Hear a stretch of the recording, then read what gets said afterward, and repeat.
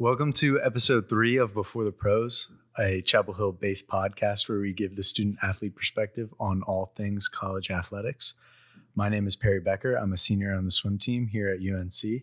Today, we're joined by star UNC tennis player, Carson Tanguilig.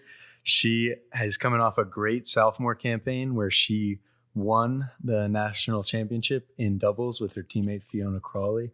Before that, she clinched UNC's first national championship in tennis. And then in August, she and Fiona got to play in the doubles of the US Open. So Carson, thank you for coming on the show. Thanks for having me. It's nice to sit down outside of a MEJO class or a sports admin, so it's good to be here. Yeah, definitely a little bit different than being in class for sure. So for me, well, obviously I've been a huge sports fan my whole life. Like I grew up, I cheered for the Eagles. So in 2017, when they beat the Patriots, like me and my dad went crazy. Mm-hmm. So since I've been at UNC, like we've seen like field hockey has won multiple national championships. Women's lacrosse has won. But watching you guys after finally breaking through in the outdoor championship, win that national championship, that was awesome. So I can only imagine what that felt like for you. Yeah, it was definitely crazy. I mean, even indoors, like the feeling of clinching any match, honestly, but clinching in those big moments.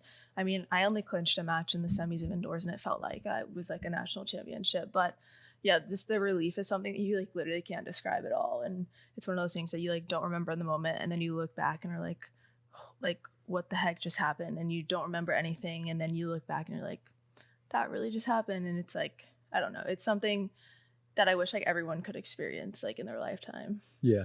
So you don't remember that clinching point that you had? No, I said it I think in so many interviews, but I was like, me and Fiona have this joke where we just like black out in those big moments. We just like, it's like no thinking, just doing. And I just like, I don't remember everything in that. Honestly, the entire match was so blurry for me. It was such like a high stakes match, you know, a big rivalry match. We were trying to avenge our ACC Championship loss. There was so much on the line. We had so many people there, and I like couldn't tell you one thing that like I couldn't remember a specific point unless obviously the championship point that's literally filmed, and obviously I remember that, but I don't remember any of it. I don't remember throwing the racket, nothing. So what about the entire match then? Do you remember that at all, or is it just the ending that you forget? The one I don't remember the tennis, like genuinely I do not. But I think the one thing I do remember is I lost the second set. And there were like a few points within the second set that I was upset with, maybe like a call or something that had happened. And I remember those points. And then I remember after the second set, after like, so if you split sets, you get like a long break in between the third set. And most people go to the restroom, especially the person that lost the second set, which was me in that case. And I remember I was like, it's kind of like a long walk to the bathroom. And I remember like Clint, our athletic director, was standing right behind the fence, and he said something, like, I don't remember the specifics, but he said something to me, and I literally was just like blinders straight to the bathroom, did my stuff, like literally looked at myself in the mirror, and I was like, you cannot lose this match, like come on, like get it together. And I walked back out like blinders, and then don't remember a single thing in the third set at all, like nothing. That's crazy. I do that in swimming. Like my best races, I'll completely black out. I won't remember everything. Yeah. But my freshman year, I had an issue where like every race I would give my coaches like detailed description of everything I thought I did wrong or everything I did throughout the race. So for me, it's either like I remember everything or I don't really remember anything. No, yeah, that's the same. I feel like I'll remember so many matches that are just like so not insignificant, just like nothing really happened, but I remember them just because there's not enough going on for me to literally just like be so there in the moment that I don't remember. So you guys had, before this NCAAs, you guys had won 4 straight indoor national championships. You were here for 2 of those. So, but that success wasn't able to translate to outdoors. So what was different about last year's team and being able to translate from indoors to outdoors? Yeah, I mean, we've had a lot of conversations even this year about what made it different and how we can keep that up, obviously. But I think we definitely changed up a lot, like our mentality, and just like we changed up little things like that coach, because coach is very like superstitious, like we'll do the same things. Like we changed little things, like at home on the indoor courts, instead of playing 1, 2, 3 on and then 4, 5, 6, we started doing it like the men, like odds and evens, 1, 3, 5, 2, 4, 6. Or we changed our away chant. Like Soph was like, why don't we just like change little things up? And I think everyone, from those little things to big things, we were able to like change things, and everyone was super open to change. Like for example, we started talking to this guy, Rick Aberman, who we call it family therapy, but we just like, it's a meeting with all the coaches, all the girls, and you can kind of just say whatever, and anything goes. And we had 2 meetings. We do them usually on Zoom, but we had meetings like that after ACCs in person. And I feel like everyone was super open and honest about how they feel in certain moments and how they can help each other. And everyone was super vulnerable with each other on like, this works, this doesn't, like how we need to step into NCAAs. And I think the willingness to change, again, was just like one of the big things. I mean, we changed our entire doubles lineup before we went into the NCAA tournament. Like that was like a huge thing, and everyone was open to it. From the outside, it looked like stupid. Maybe people on Twitter were like, oh, it's like just another desperate attempt for UNC trying to win their first NCAA title. But all of us were like, I mean, our doubles was good, but it wasn't great. So like, why don't we just change it? And that's what we did. So I think that was one of the big things, and just changing our mindset into like, we walk into indoors and we're like, not that we own the tournament, not in a cocky way, but we're like, we've been here before, like we know what to do, and it's like a business trip, and we don't walk into NCAAs necessarily the same way, or we haven't in the past.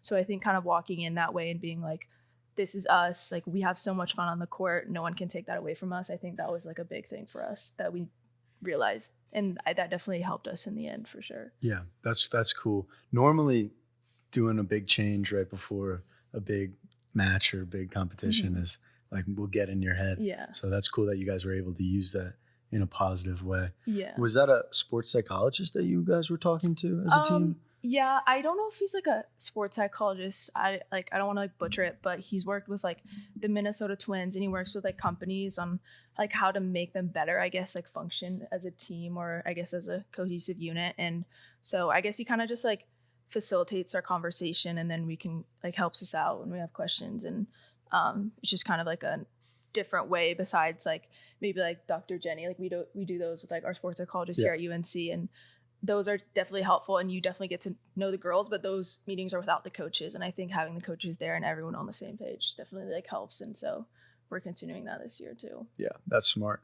And you mentioned this year you're getting ready for indoors coming up, right? Mm-hmm. How is that preparation going? How's the outlook looking? We're kind of set, like coming out of fall season, so, and we don't have a whole lot going on, and practices tend to get less and less towards the end of the semester. And then but I guess looking on, we're just trying to figure out like our roles on the team. I mean, we have 6 seniors, and kind of going into it, I guess just like figuring out everyone's place on the team, and then just training for indoors. I mean, we just started practicing indoors this week, kind of. So no, that is cold enough. Yeah, and we gotta get used to that a little bit, but just same thing. And then we'll come back in January and pick right back up. I feel like we kind of go right into things, but everyone just trains on their own during winter break, and then you come back and you're kind of just in the season, and it's just like that. But yeah, nice.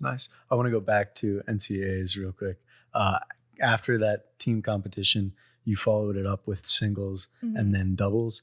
How do you, like, you're coming off a high, like you clinched, you guys, you all won the national championship. How do you refocus and get ready for singles and doubles? I don't know if I'm the best person to ask. I don't know if like the refocusing really happened, but like that night, like I was up till 4 a.m. I was like, I remember texting Reese, like, I can't sleep. Like we weren't even like out, like we weren't celebrating until 4 a.m. Like I was fully in my bed by like 1 or 2, but the adrenaline was so high that I couldn't sleep. So I was like, the practice on Sunday, I was like really running on like fumes, and we didn't even have to practice, but I was like, I need to get out there. And then I guess for our mindset, I mean, at least my mindset was like, we wanted the team event so badly that like anything else is just like a bonus, like just a cherry on top. So I mean, singles, I was like, honestly, like everyone, I was so exhausted. I mean, I could literally tell, coach could tell, like second day of singles, I'm on a changeover, I'm like losing like terribly. And he's like, you don't really have a lot left in the legs, do you? And I was like, nope. And the girl I was playing, like they're team season had been done, so she'd been like training, and I was like, this is awesome. Like, but I was like fine. And then doubles, since Fee and I didn't play together in the tournament because we made that big switch, I think it was just we were like happy to be back. Not that like obviously I love playing with Scotty, but I think we were just happy to be back, and like our dynamic on court is fun. So we were just like kind of just vibing, and then we were playing like probably the best doubles we had played all year, so we were just kind of going with the flow. Did it feel like you had already gotten what you came for, like winning the national championship, and then anything else was like extra? So doubles, like it allowed you guys to play freely? Yeah, for sure. I think definitely there was no added pressure. I feel like if you don't get the team title, I mean, I guess like freshman year I was like more motivated. Not that like, because obviously we all still really care, of course, and we all have like our competitive nature, and like obviously none of us want to lose, but I think there's definitely a different drive when you don't do what you want to do in the team event, because there's so much adrenaline and like hype around that, and that's like the first thing you do when you go to like, so because if you're playing both, it's kind of like it's like a long 2 weeks, but for sure, I think it definitely took a ton of pressure off, and we were just like there, like literally just like there for the vibes. And like by the end of it, there was like having Scotty and Reese there also at the same time was like so nice, and we were just like, you know, another day in Orlando, like day 15, but it was fun. Yeah, well, you mentioned Scotty and Reese because they killed it too. Y'all ended up playing each other in the finals. Yeah. So what was that like, playing your teammates for the doubles championship? It was definitely interesting. We always like we kept making jokes about it. Like we all ate dinner together the night before, as we had the last like however many nights we were in Orlando, and then we were making jokes like low socks versus high socks because Scotty and Reese both wear the high socks. And then it was definitely different. I mean, we all warmed up together, of course, because like there's like no one left in the tournament, so like we're obviously gonna warm up together. Making jokes with coach like you can't coach them, like blah blah blah, like during warm-ups.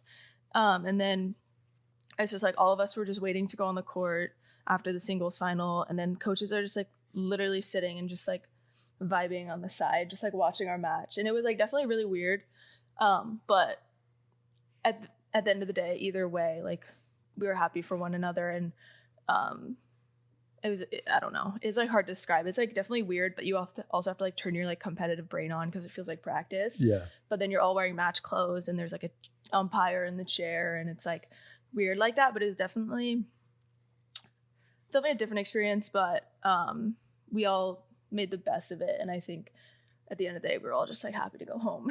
Yeah, that's fair. That must have been awkward for your coach though too. Did he end up coaching both sides? Or? No.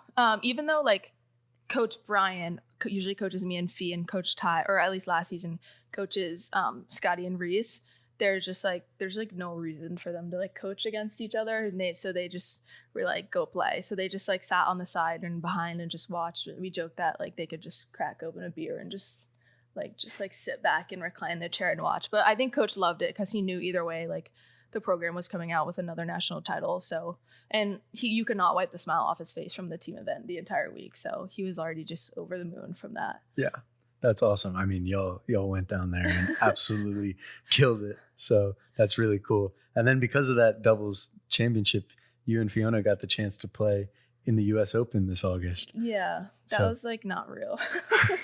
I mean, yeah, like that is one of the 4 Grand Slams. So that's awesome. How did that Grand Slam compare to playing collegiately?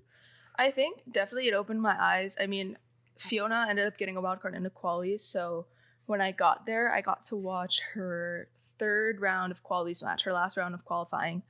My flight got in that day. And then like being able to just watch even the singles before we started even like thinking about doubles was such.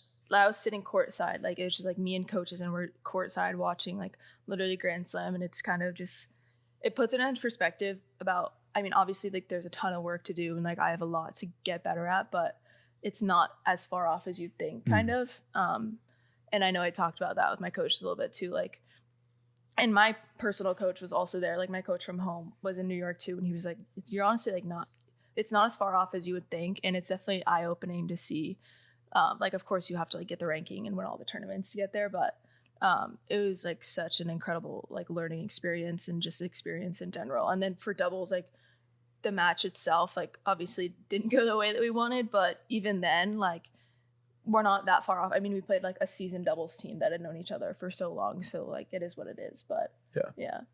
I mean, more recently too, you're seeing a lot of success from former college tennis players at the professional level. I think there's more for men right now than women, but like I believe like Ben Shelton played collegiately for a little bit, and then he did really well at the U.S. Open. So that's cool to see that it's translating. Yeah, it's really cool because also you see some of the people that you saw in juniors, and like I know Ben, so like when I saw him, I was like it's like weird that we're seeing each other at literally Grand Slam, and not like a year ago he was playing NCAA individuals in Illinois and like he won that. But it's like, I don't know, just like the difference between like a year ago. Same with like on the women's side, like Peyton Stearns from Texas, same deal. She won NCAAs last year. Now she's hovering around like top 50, top 75 WTA.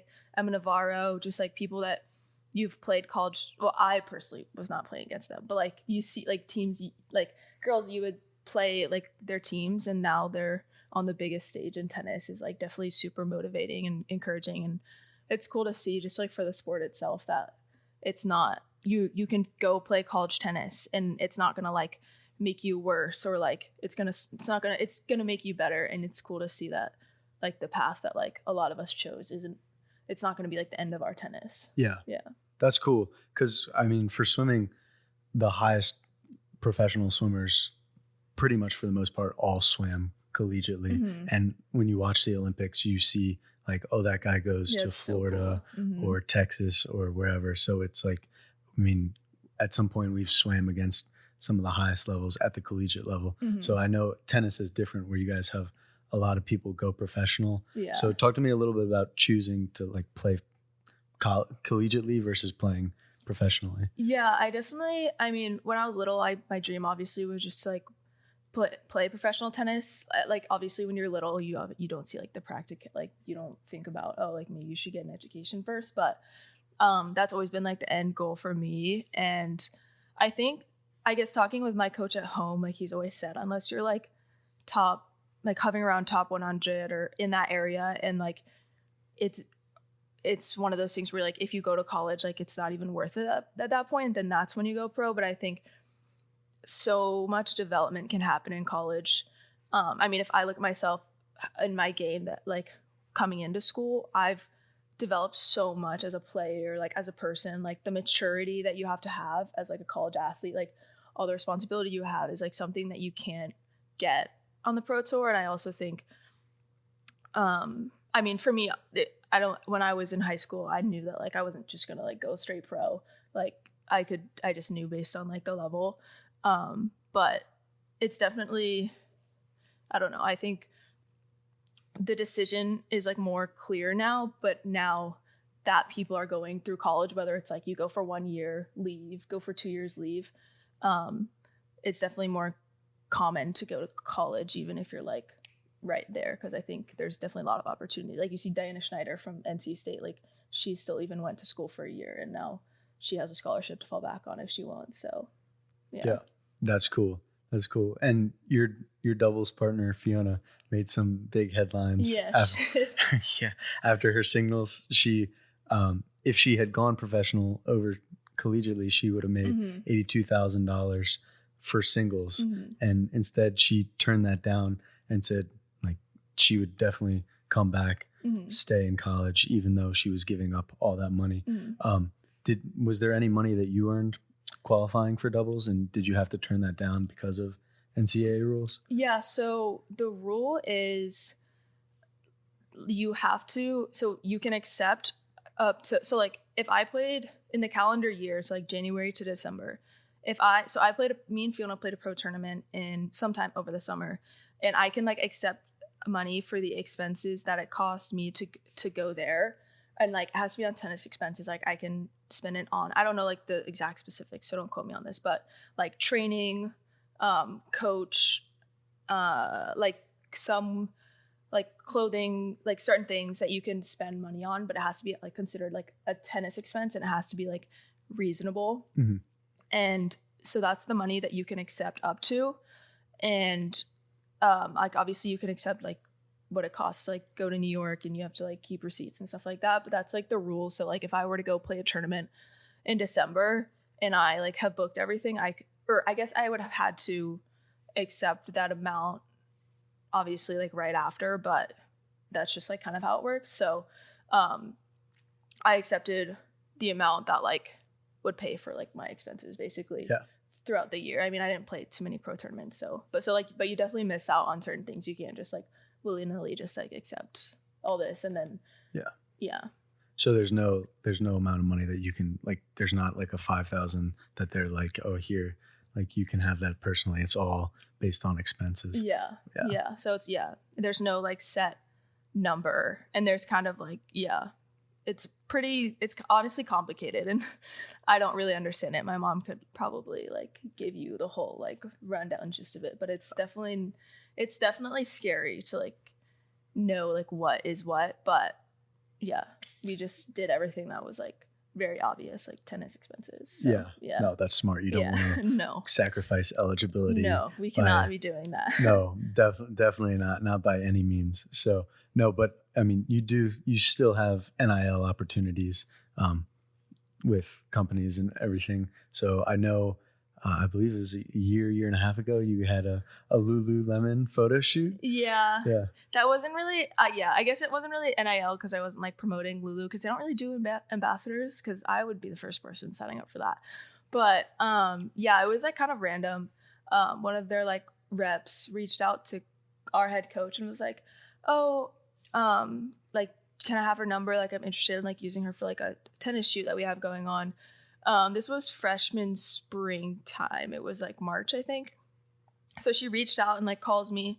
I think we're on spring break, and she's like, yeah, I'd love to like bring you out to like LA and be in our like summer seasonal campaign shoot. And I was like, what the heck? Like, how did you find me?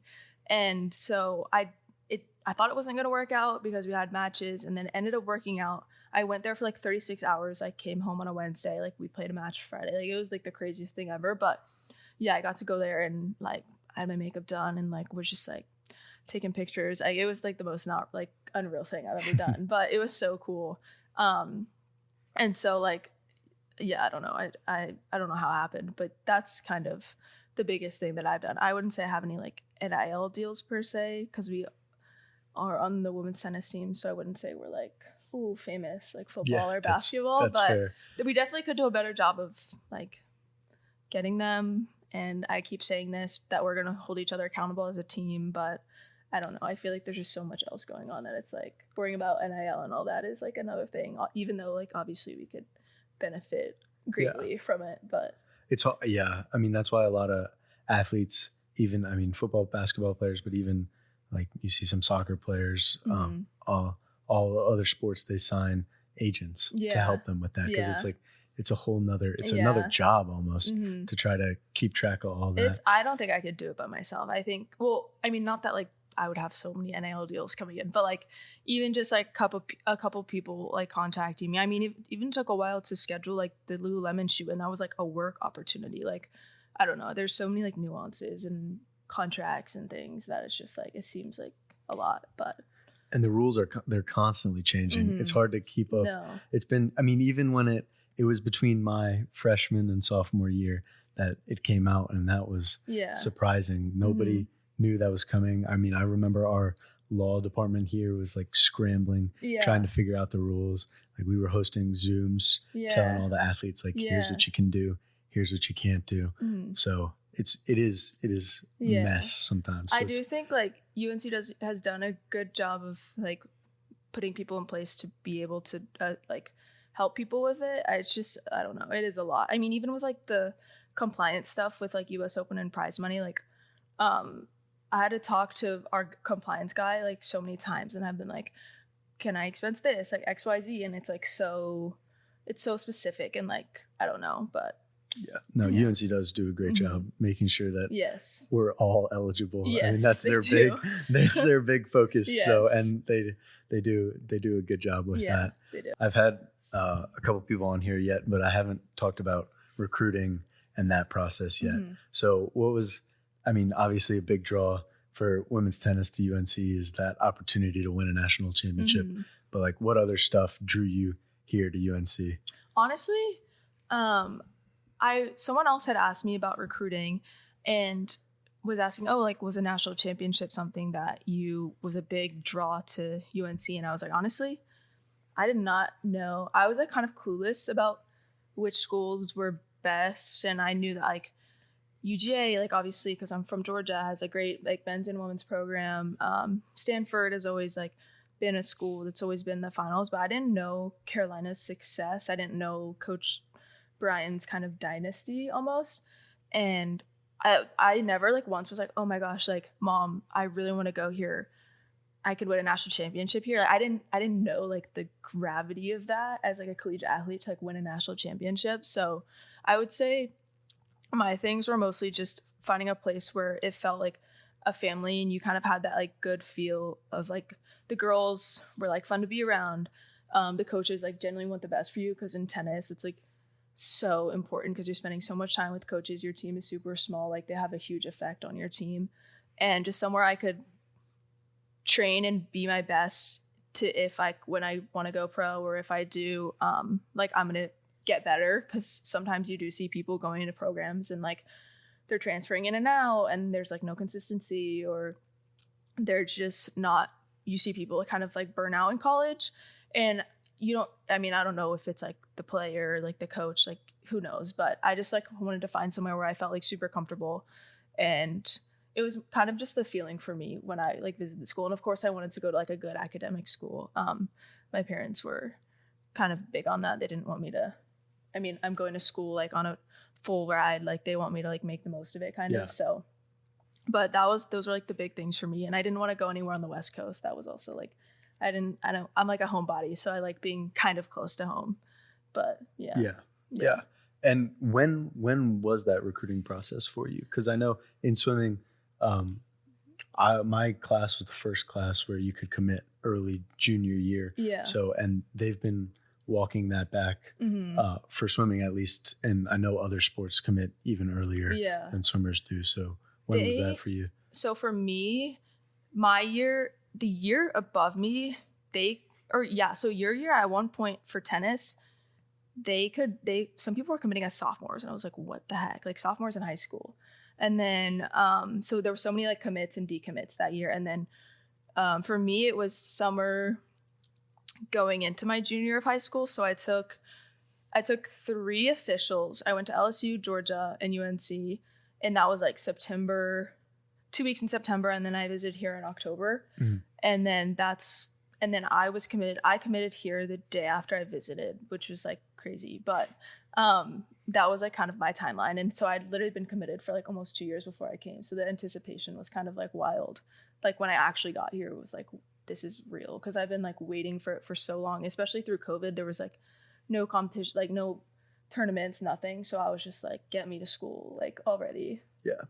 If it had been 2 years, a lot of our early commits, they talked to me about how they like checked out in school. So I know tennis is a little different where most of you guys are homeschooled rather than going to public school. But did you have that issue at all?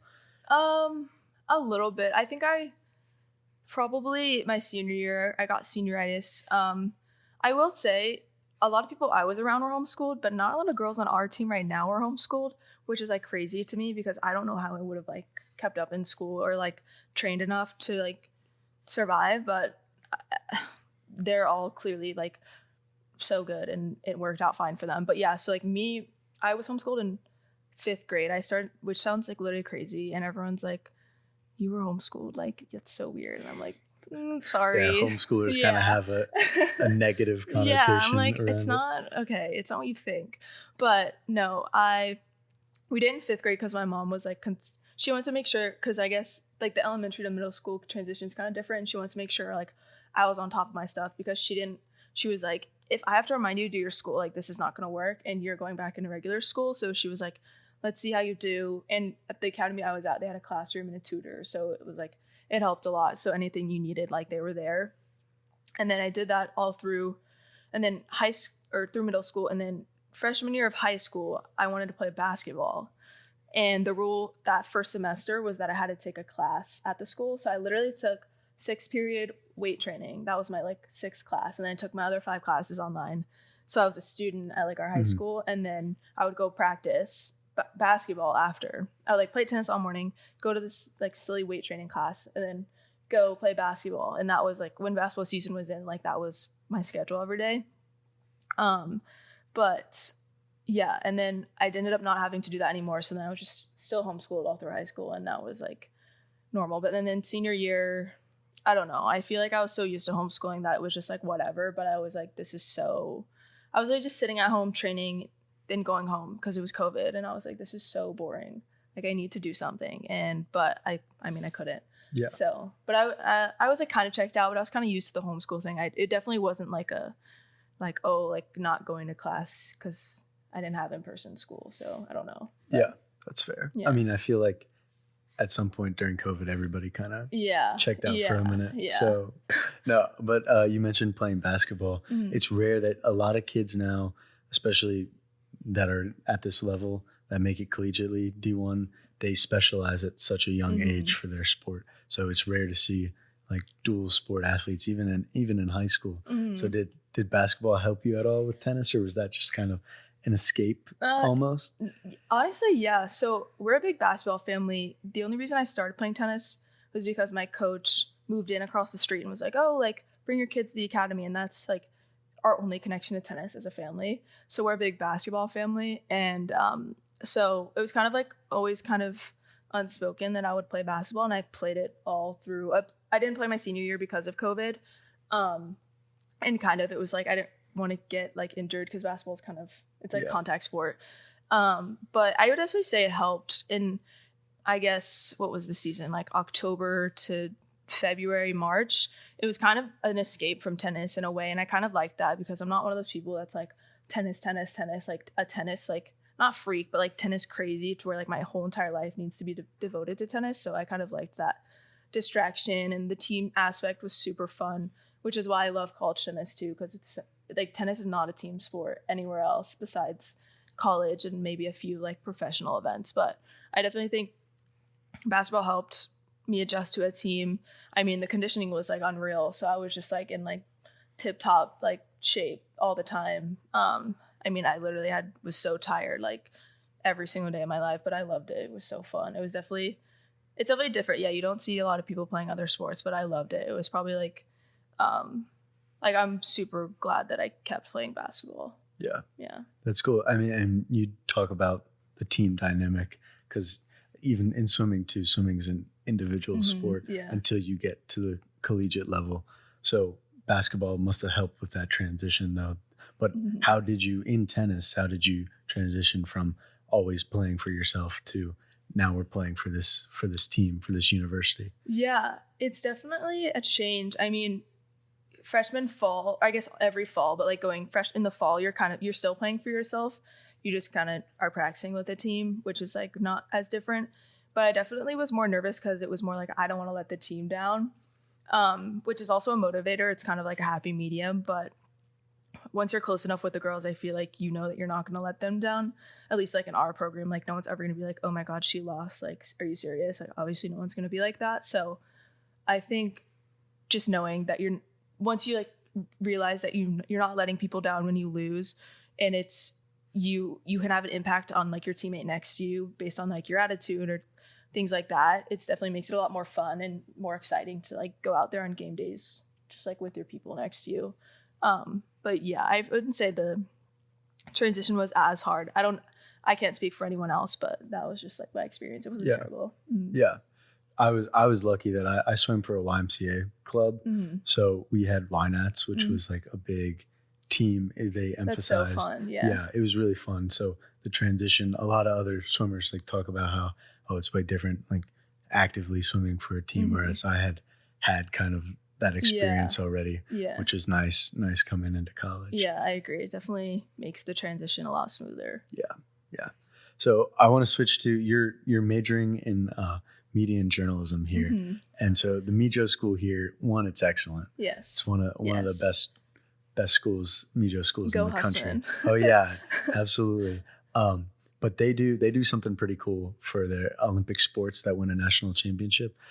Every Olympic sport that wins a national championship, they make a 30 for 30 style documentary on it. Mm-hmm. So how is that premiere and like watching that with your team and being a part of that documentary? It was awesome. They always do a really good job. We've watched field hockey and lacrosse screenings in the past years, so definitely we were all just like, guys, it's like time to make a movie this year. Like this is like the year. And then so being able to see it come together and going in for the interviews in the summer was so cool. It was because they have like this in the new Curtis Media Center. It was in that big room. They had like the team picture behind us. That was the backdrop for the interviews. And it's just like this high production set.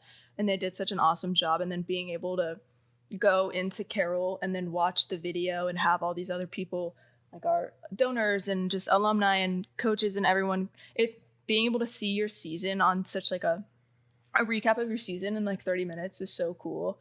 And there was like a lot of funny silliness. You could definitely see our personality peek through in that video. There's a lot of like funny videos from spring break and just stories we told. But I don't know. It was like so surreal to see it kind of just come together and rewatch those most special moments of the season, kind of hear what everyone else thought of it, because I don't know, everyone has their own point of view, which is fun. Yeah.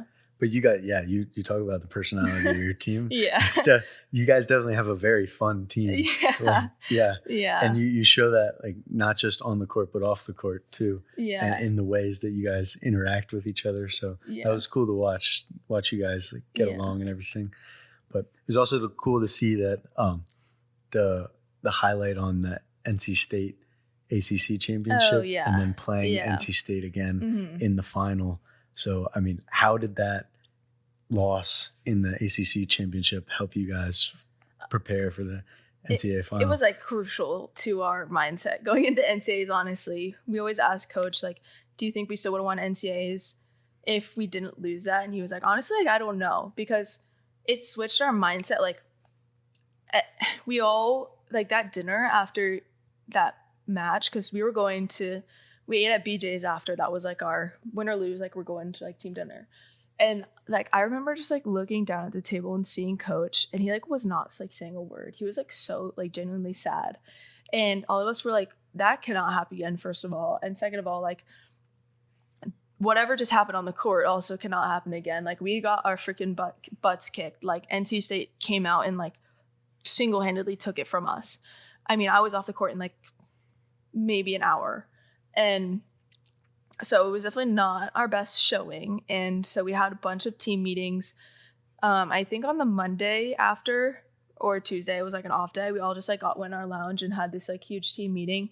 And everyone just kind of, we literally went around a table and Coach Ty like recorded it. And everyone just kind of said how they felt, where things went wrong, just put it all out there.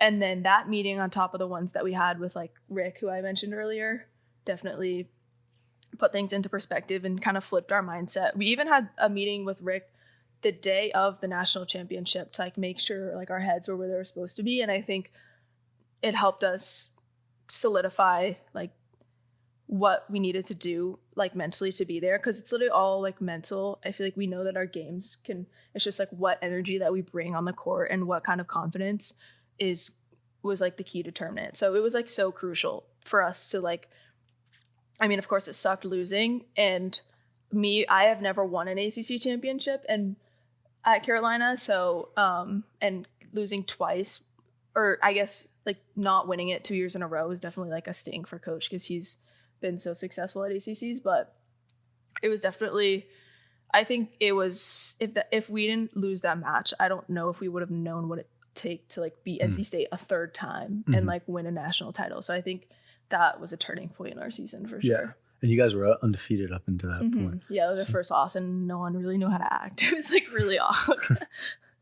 Yeah, no, that's fair. But I mean, a lot of times in sports, you see undefeated teams go throughout the season and get to the playoffs, and then, like, for lack of a better word, just choke.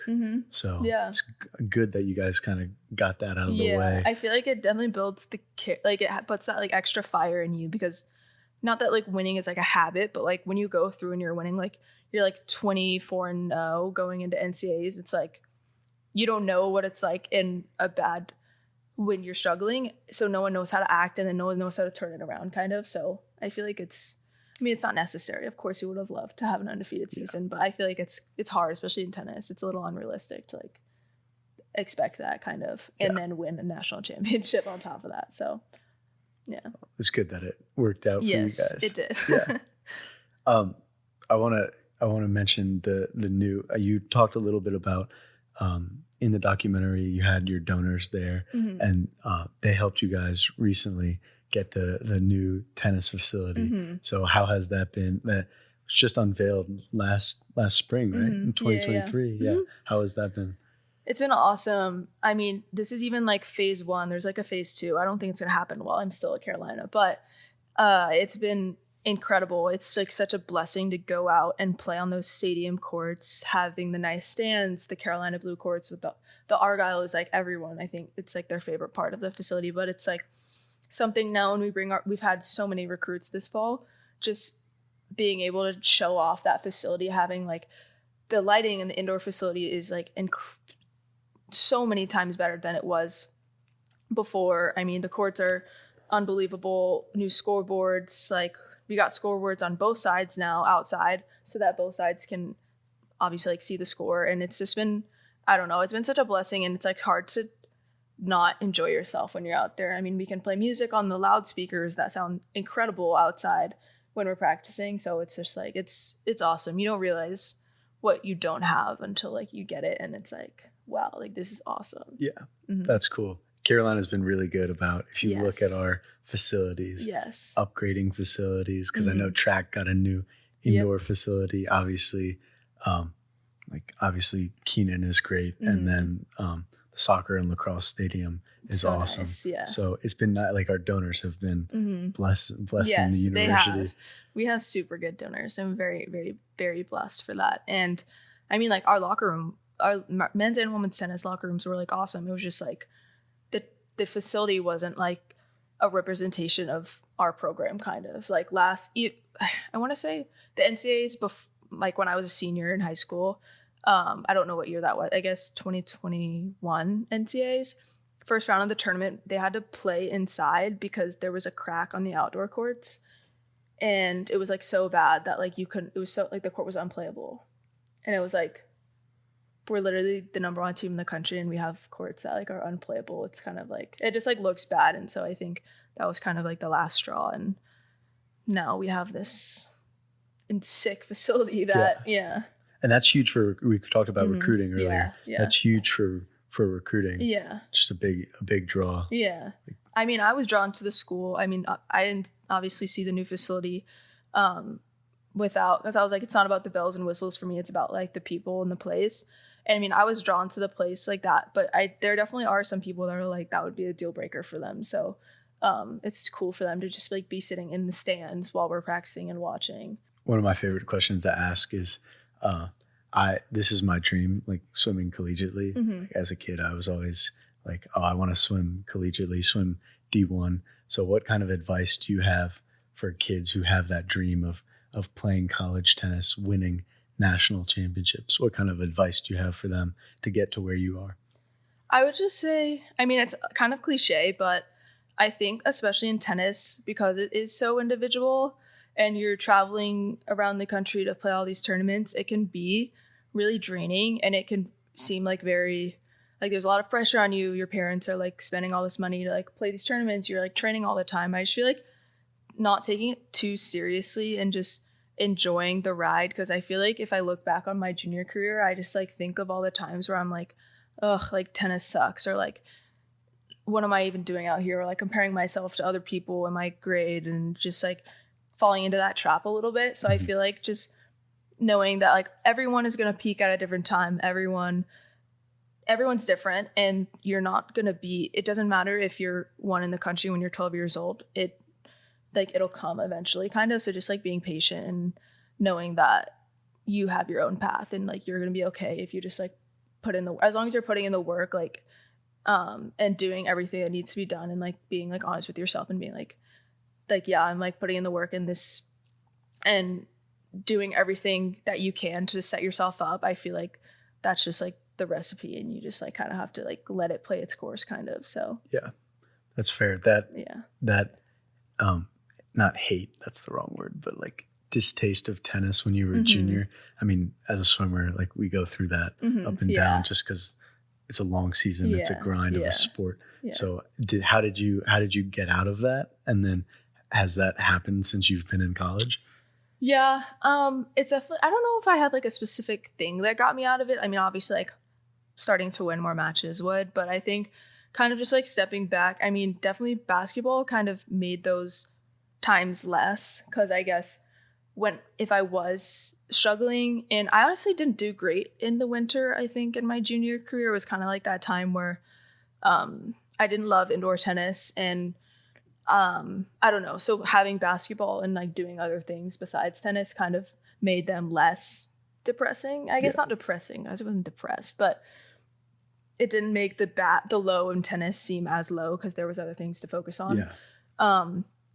So I think just maybe like taking breaks is a huge thing in tennis. Like burnout is huge, and the people who don't take breaks, like it's really sad to see people burn out, but like you have to take breaks, and that's a big thing. And then I guess in college, I guess kind of up and down. Like during the season, you kind of have those matches where it's like, what the heck? I wouldn't say I've had like a huge down. I mean, this fall has been a bit of a struggle, but more for like other reasons.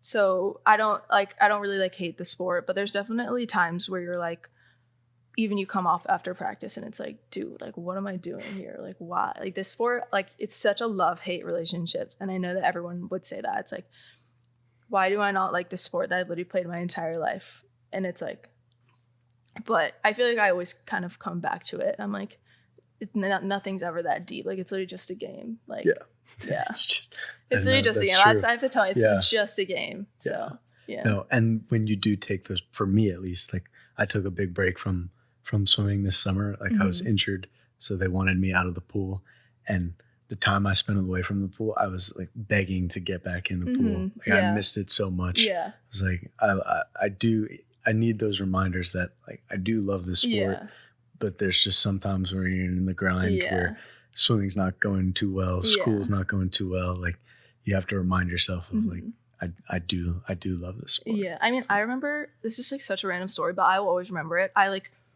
it was like 14 and under, like so insignificant to my tennis. And I like won a tournament, played this girl in the finals, then played the next tournament, made the finals, was up like a set and 4-1, and ended up losing the match against this girl that I had beaten in the finals the week before. And I was like, I wore this outfit, like this new outfit that I had, never wore that outfit ever again, was like, this is like terrible luck. And then I was like, Mom, like, I don't want to play tennis anymore. Like, I'm literally quitting tennis. And she was like, okay. And I was literally back at practice like that Tuesday.